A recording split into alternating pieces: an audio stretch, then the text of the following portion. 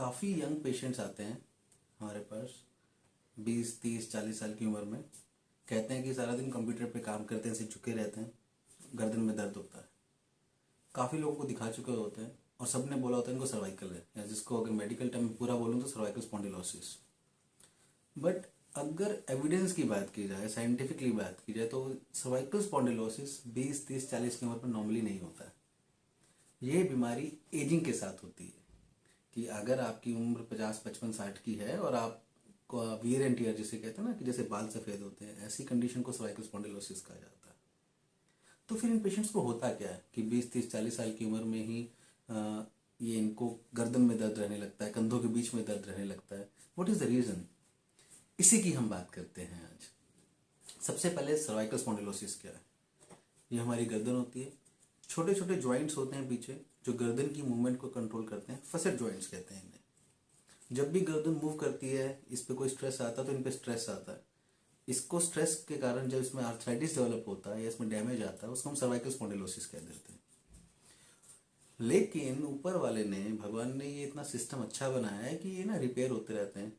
तो 20, 30, 40 साल की उम्र में डैमेज होते नहीं है इतनी इजीली, अनटिल अनलेस आपने अपने आप को बहुत ज़्यादा डैमेज किया है, चाहे चोट के कारण, चाहे इन्फेक्शन के कारण, चाहे सर पे बहुत हैवी वजन उठाए हैं।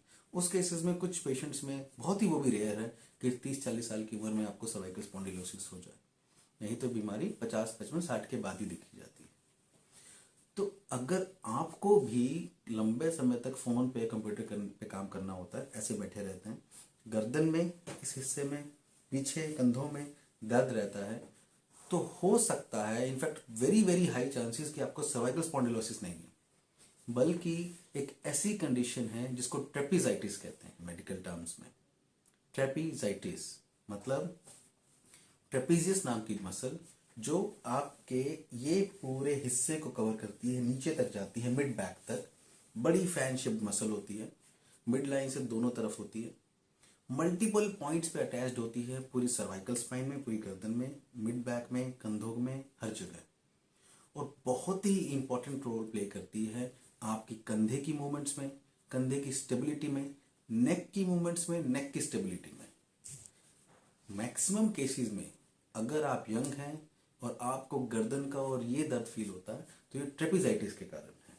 मतलब ये जो मसल है ट्रेपीजियस नाम की, ये सही से काम नहीं कर पा रही, इसकी इन्फ्लेमेशन है, इस पर चोट लगी है, ये हील नहीं हो पा रही, इसमें स्ट्रेंथ नहीं है, ये वीकेंड है।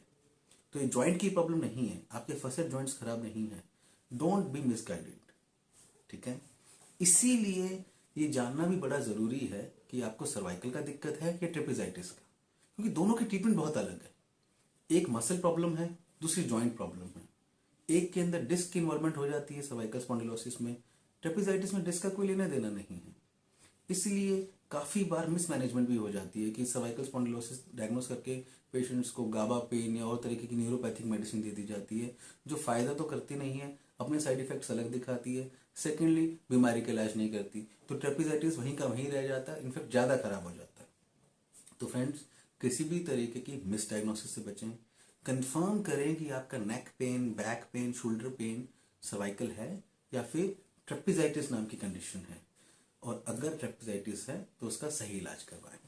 घबराएं मत, क्योंकि अब स्पाइन की कोई भी कंडीशन लाइलाज नहीं रही except spinal cord injury. Spinal cord में अगर चोट लगी तो बात अलग है, बाकी स्पाइन के किसी भी स्ट्रक्चर में अगर चोट लगी है तो वो इलाज नहीं रही।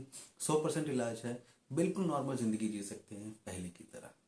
अगर ऐसी ही कोई प्रॉब्लम है, फ़ोन उठाएं, व्हाट्सएप करें और एक फ्री परामर्श, फ्री एडवाइस पाएँ ताकि आप सही तरफ कदम उठा सकें।